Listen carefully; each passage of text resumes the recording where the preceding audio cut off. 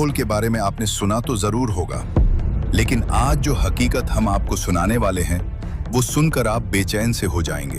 ब्रह्मांड की एक ऐसी काली जगह जहां अगर आप सिर्फ कुछ घंटे भी बिता दें और उसके बाद आप वापस धरती पर लौटें तो धरती पर न जाने कितने साल बीत चुके होंगे और आपके दोस्त जो कुछ दिन पहले तक आपके साथ हंसते खेलते नजर आते थे, अब वे बूढ़े हो चुके होंगे और कुछ तो अपनी जिंदगी की आखिरी सांसें भी गिन रहे होंगे और आप अब भी वहीं खड़े होते हैं जैसे कुछ हफ्ते ही बीते हों। वही चेहरा, वही उम्र, वही जवान शरीर, बस फर्क इतना है कि अब आप अपने समय में नहीं, किसी और के भविष्य में जिंदा होंगे। ये सिर्फ एक कहानी नहीं है दोस्तों, ये एक ऐसी सच्चाई है जिसे सुनने के बाद आप अंदर तक हिल जाएंगे। लेकिन ध्यान से पूरी कहानी सुनिएगा क्योंकि यहाँ का एक एक सेकंड्स बहुत महत्वपूर्ण होने वाला है। तो चलिए दोस्तों शुरू करते हैं।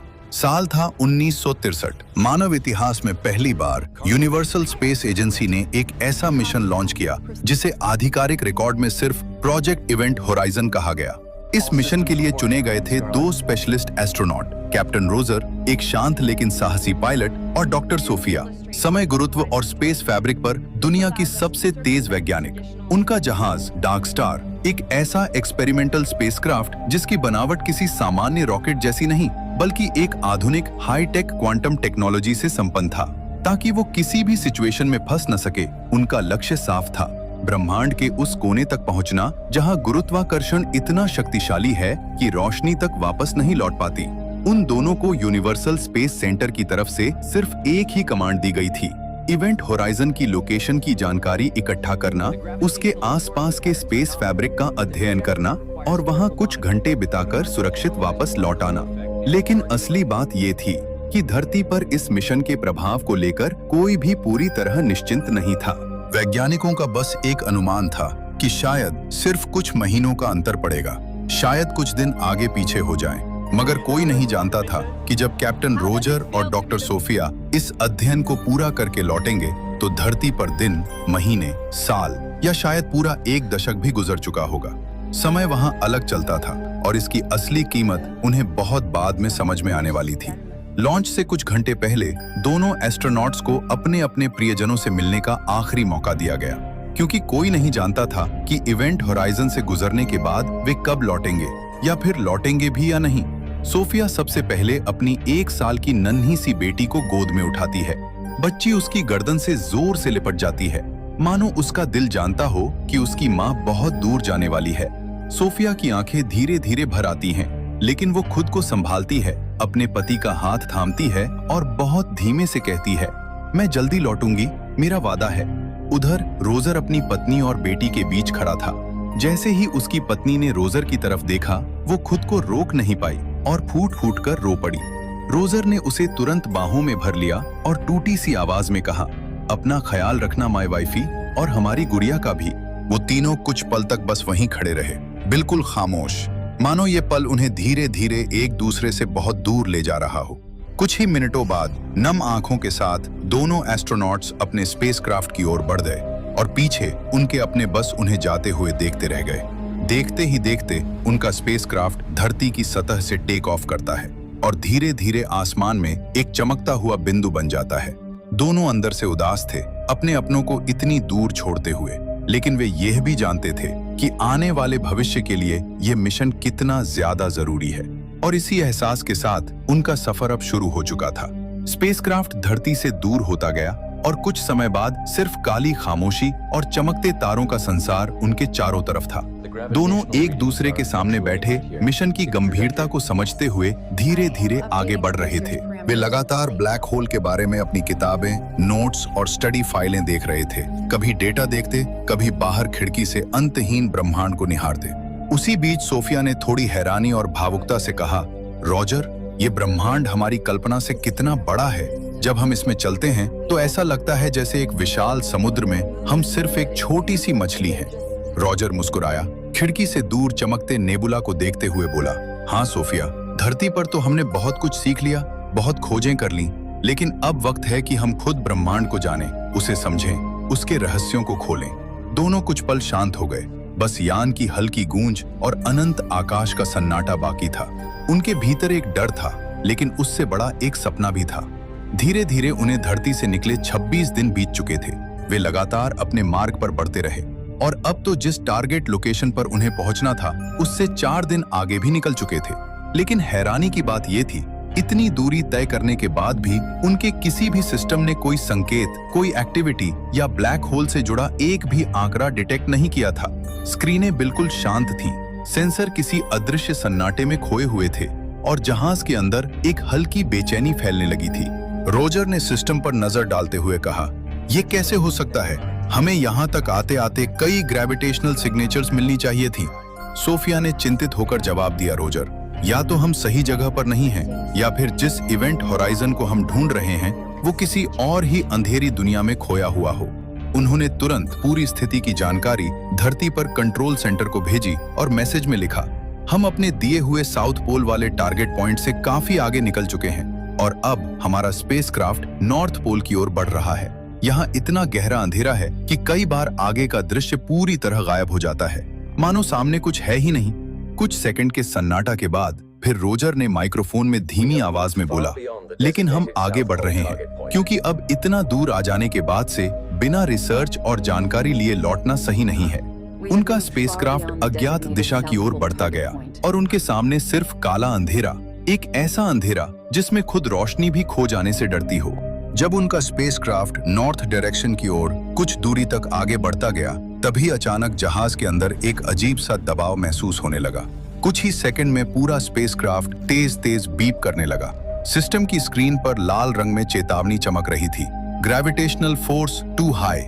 रोजर और सोफिया एक दूसरे की ओर घबराहट से देखने लगे।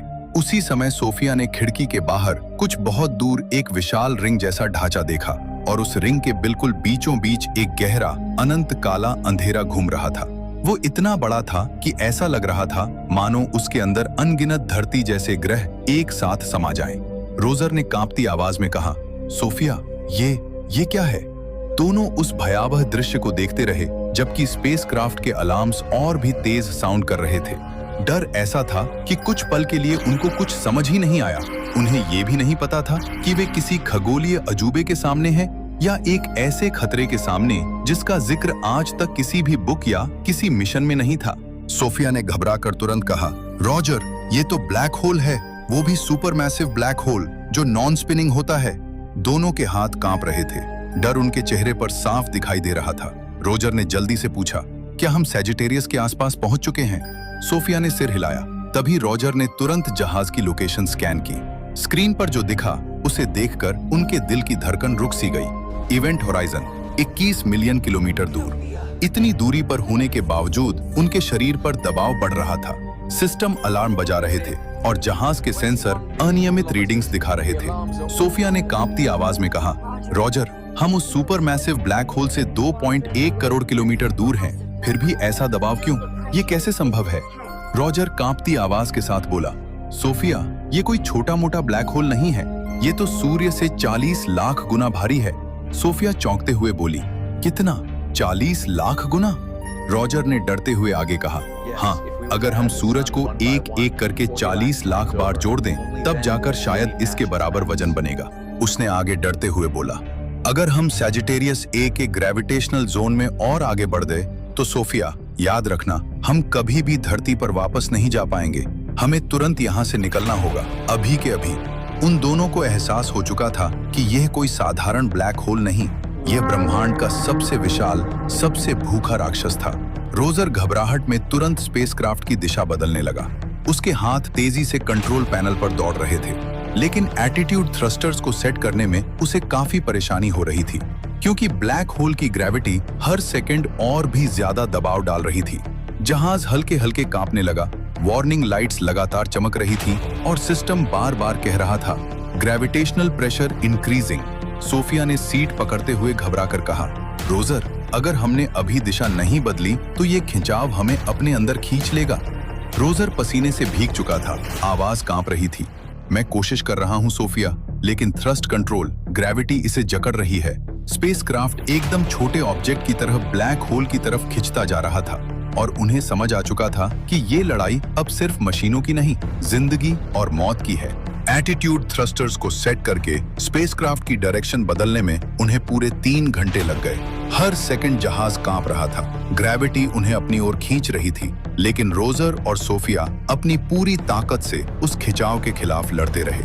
आखिरकार कई घंटों की मेहनत और संघर्ष के बाद वे इवेंट होराइजन के बिल्कुल करीब से निकल गए। उस पल दोनों ने एक साथ लंबी सांस ली, जैसे जान में जान वापस आ गई हो। सोफिया कांपते हुए बोली, अगर हम ग्रेविटेशनल फोर्स के अंदर चले जाते तो हम कभी वापस नहीं आ पाते। रोजर ने भी सिर हिलाया, हमने मौत को बहुत करीब से देखा है सोफिया। वे दोनों इवेंट होराइजन के अंदर तो नहीं गए, लेकिन वे इतने पास से गुजरे थे कि उन पर टाइम डिस्टॉर्शन का प्रभाव पड़ चुका था। उन्हें लगा कि वे बच गए, उन्हें लगा कि उन्होंने सबसे बड़े खतरे को पीछे छोड़ दिया। वे खुश थे, राहत में थे, लेकिन उन्हें ये बिल्कुल पता नहीं था कि इस सफर की कीमत वे पहले ही चुका चुके हैं। दोस्तों, अगर आपको हमारी ये कहानी पसंद आ रही है तो कृपया चैनल को सब्सक्राइब करें और इस वीडियो को जरूर लाइक करें। चलिए अब वापस चलते हैं कहानी की ओर। वे दोनों समझ नहीं पाए थे कि उन्होंने अभी अभी अपनी जिंदगी का सबसे बड़ा हिस्सा खो दिया है, और इसकी सच्चाई उन्हें तब पता चलेगी जब वे धरती पर वापस लौटेंगे। जैसे ही दोनों सेफ जोन में पहुंचे, उन्होंने तुरंत धरती से संपर्क करने की कोशिश की, लेकिन हर बार स्क्रीन पर सिर्फ एक ही संदेश चमकता रहा, connection lost from Earth. Sophia अचानक घबरा गई। सब सिस्टम ठीक हैं, फिर भी संपर्क क्यों नहीं हो रहा? दोनों बार बार सिग्नल भेजते रहे। आखिरकार उन्होंने मेन सर्वर पर एक आपातकालीन सिग्नल भेजा और धरती पर पूरा स्पेस सेंटर, इंजीनियरों की आंखें फैल गईं, कमरे में सन्नाटा पसर गया। किसी को विश्वास ही नहीं हो रहा था। तुरंत रोजर और सोफिया से पूछा गया, आप लोग कहाँ थे? आपकी स्थिति क्या है? क्या हुआ आपके साथ? दोनों ने पूरी घटना बताई, कैसे वे सजिटेरियस ए के इतने पास पहुंचे, कैसे इवेंट होराइजन के किनारे से गुजरते हुए टाइम डिस्टॉर्शन का सामना किया। कुछ सेकंड चुप्पी छाई रही, फिर धरती से ट्रेम्बलिंग आवाज में उत्तर आया, आप लोग 1963 में मिशन इवेंट होराइजन पर निकले थे और आज 2019 है। आप लोग वापस धरती पर 56 साल बाद आ रहे हैं। ये सुनते ही रोजर और सोफिया एकदम से स्तब्ध रह गए। उनके चेहरे पर सदमा, आंखों में दर्द और दिल में अजीब सी खालीपन, सब एक साथ चल रहा था। वे जिस मिशन को सिर्फ 25 से 30 दिन का समझकर निकले थे, वो धरती पर 5 दशकों से भी लंबी कहानी बन चुका था। सोफिया की आंखें भर आईं, रोजर के हाथ कांपने लगे। दोनों चुपचाप एक दूसरे को देख रहे, जैसे समझने की कोशिश कर रहे हों। हमने खो दिया है सब कुछ। इवेंट होराइजन के अंदर वे नहीं गए थे, अपने अंदर निगल चुकी थी। उनके अपने, उनकी परिवार, उनका समय, उनका पूरा जीवन, सब उनसे बहुत पीछे छूट चुका था। दोनों की आंखों से आंसू बहने लगे। स्पेसक्राफ्ट की खामोशी में केवल उनकी भारी सांसें और टूटते दिलों की आवाज सुनाई दे रही थी। दोनों बस अपने अपनों को याद करते हुए रोते रहे। जब उनका स्पेसक्राफ्ट आखिरकार धरती पर उतरा तो उन्हें पहली नजर में ही एहसास हो गया कि उनकी दुनिया अब वैसी नहीं रही। हर तरफ नई इमारतें थीं, नई तकनीकें, अजनबी चेहरे, अजनबी आवाजें।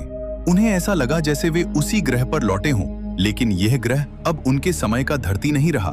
यह दुनिया उनके लिए एक अनजान ग्रह जैसी थी, जहां कुछ भी ऐसा नहीं था जो उन्हें उनके पुराने जीवन, उनके बीते कल या उनके अपनों की याद दिला सके। उनकी आंखों में अब उम्मीद की चमक नहीं, बस खालीपन था। एक ऐसा खालीपन जो 56 साल की दूरी कभी भी पूरा नहीं कर सकती थी। सोफिया सबसे पहले अपनी उस 1 साल की नन्ही सी बेटी को ढूंढने गई। वही बेटी जिसे उसने मिशन से पहले गोद में उठाया था, लेकिन अब वो बेटी एक बूढ़ी महिला बन चुकी थी। वो एक शांत से गार्डन में बेंच पर बैठी पंछियों को दाना खिला रही थी। जब सोफिया ने उसे देखा तो उसके कदम रुक गए, सांस अटक सी गई और अगले ही पल वो फूट फूट कर रो पड़ी। सोचिए दोस्तों, एक माँ के लिए ये पल कितना दिल को झकझोर देने वाला होगा। जिस बच्ची को उसने अपनी बाहों में झुलाया था, जो उसके लिए पूरी दुनिया थी, आज वही बेटी उसकी आंखों के सामने उम्र के आखिरी पड़ाव पर खड़ी थी। और सोफिया अब भी जवान, बिल्कुल वैसी ही जैसे 56 साल पहले थी। उसी समय सोफिया को एक और दिल दहला देने वाली खबर दी गई। आपके पति को गुजरे हुए 15 साल हो चुके हैं। सोफिया के पैरों तले जमीन खिसक गई। वो वहीं खड़ी रह गई जैसे उसका पूरा अस्तित्व क्षण भर में बिखर गया हो। वक्त उसके लिए रुका था, लेकिन उसकी बेटी और हस्बैंड के लिए एक पूरी जिंदगी गुजर चुकी थी। वहीं दूसरी ओर रोजर भी अपने घर पहुंचा, लेकिन वहां जो सच्चाई उसका इंतजार कर रही थी वो उसके दिल को पूरी तरह तोड़ देने वाली थी। उसे बताया गया कि उसकी पत्नी कई साल पहले ही गुजर चुकी है और उसकी इकलौती बेटी, जो कभी उसके कंधों पर बैठकर हंसती खेलती थी, कुछ साल पहले ही हार्ट अटैक से दुनिया को छोड़ गई। रोजर की आंखें नम हो गईं। फिर उसे घर के एक कोने में एक छोटी सी बच्ची दिखाई गई, उसकी नाती यानी उसकी बेटी की बेटी।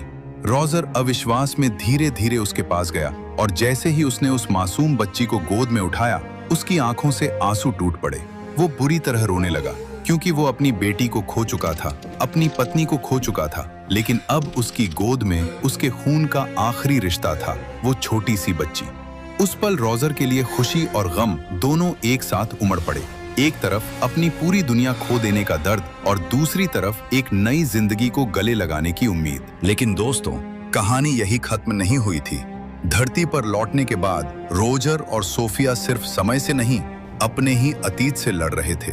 उस रात दोनों शहर की भीड़ और शोर से दूर एक पुरानी इमारत की ऊंची छत पर खड़े थे, जहां सिर्फ सन्नाटा और तारे थे। कुछ पल तक दोनों चुप रहे। फिर रोजर ने धीरे से कहा, सोफिया, क्या तुम्हें कभी लगता है कि हमें लौटना ही नहीं चाहिए था? सोफिया ने उसकी तरफ देखा, आंखों में नमी थी। रोजर आगे बोलता है, कभी कभी लगता है हम उस समय में ज्यादा अपने थे, इस भविष्य में हम बस मेहमान हैं। हवा ठंडी थी, लेकिन उनके अंदर का खालीपन उससे भी ठंडा। रोजर ने पहली बार अपना दर्द खुलकर कहा, जब मैं अपनी नातिन को गोद में लेता हूं तो खुश होता हूं, लेकिन उसी पल मुझे अपनी बेटी की आखिरी हंसी याद आती है। मैं उसके आखिरी जन्मदिन पर भी उसके पास नहीं था। एक दूसरे के दर्द कम करने के लिए दोनों बस अपनी पुरानी बातें करते रहे। सोफिया ने धीरे से रोजर का हाथ पकड़ा और बोला, रोजर, हमने समय को छुआ था, लेकिन समय ने हमें तोड़ कर रख दिया। एक दिन रोजर अपनी नातिन को गोद में लिए बैठा था, तभी वो मासूमियत से पूछती है, दादाजी, क्या आप सच में समय से आगे चले गए थे? रोजर हल्के से मुस्कुराया, नहीं बेटा, समय हमसे आगे चला गया था। रोजर की आंखें भर आईं। सोफिया दूर खड़ी उन्हें देख रही थी।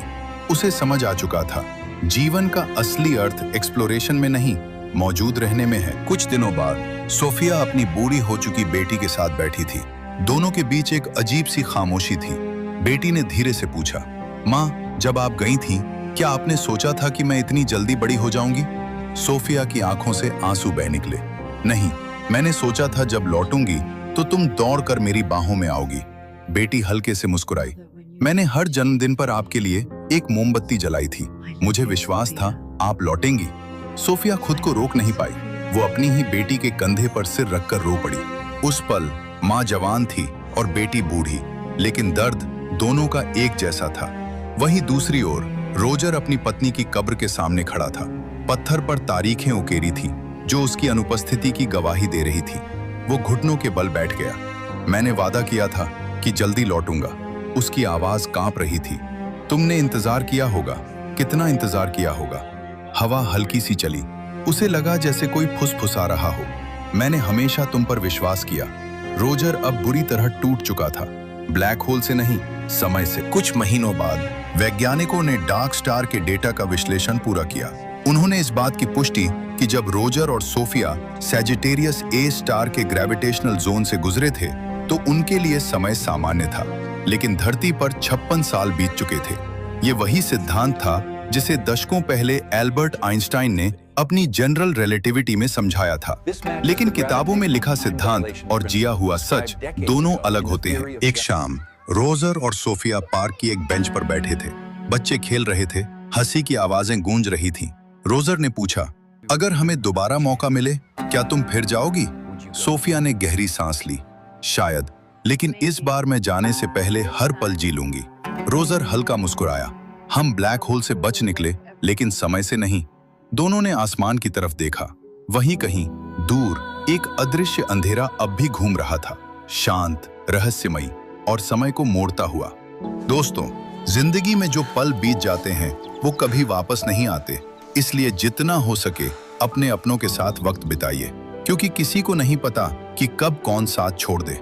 और एक बार जब कोई इस दुनिया से चला जाता है तो उसकी कमी कभी पूरी नहीं होती। दोस्तों, हमें उम्मीद है ये कहानी